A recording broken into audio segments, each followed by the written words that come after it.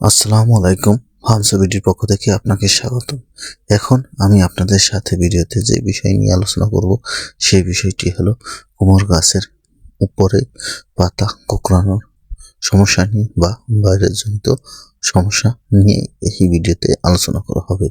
আপনারা যারা এই শীতের মৌসুমে আপনারা কুমড়ো চাষ করতে চান জমিতে, তাদের সবচেয়ে বড় একটি সমস্যা বা যে সমস্যাটি সমাধানের যোগ্য নয়, কেননা এখন পর্যন্ত এর সমাধান করার মতো কোনো প্রকার ঔষধ পাওয়া যায়নি।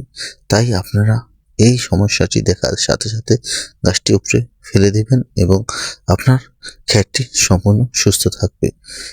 ভিডিওতে যে গাছটি দেখানো হয়েছে, দেখেন গাছটির পাতা কোঁকড়া হয়ে গেছে এবং গাছটি আস্তে আস্তে কিছু অংশ হলুদ হয়ে গেছে পাকার মতন। এরকম যদি আপনার ক্ষেতের কুমড়ো গাছের সমস্যা হয়ে থাকে, তখন আপনি কোনো প্রকার চিন্তা ভাবনা না করে আপনার ক্ষেতের কুমড়ো গাছটি উঠিয়ে ফেলে দিবেন। এটি হলো মোজাইক ভাইরাস বা সাদামাছি, বা এর কারণে এটি একটি থেকে আরেকটি গাছে ছড়ায়। এই কারণে দেখা যায় অনেক সময় মোজাইক ভাইরাসে আক্রমণ করলে পাতাগুলো কুঁকড়িয়ে থাকে, উঠে যায়, কিন্তু উপরমুখ কুঁকড়ে উঠে যায়।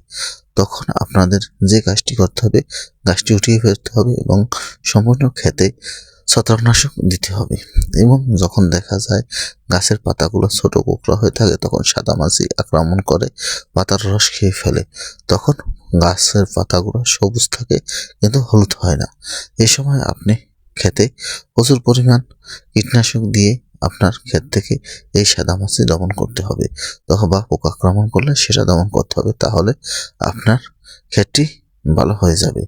যদি পোকা বা সাদামাছি আক্রমণ করে, সে থেকেও বেশি সব সমস্যা হয় মোজাইক ভাইরাস বা এই ভাইরাস জনিত সমস্যার কারণে। এই সমস্যাটি হলে ক্ষেতের দ্রুত ভালো হয় না। আর এরকম আপনার ক্ষেতে যদি দেখা দেয়, দ্রুত উঠিয়ে ফেলে দিবেন। আমার ভিডিও ভালো লাগলে প্লিজ লাইক, শেয়ার, কমেন্ট এবং সাবস্ক্রাইব।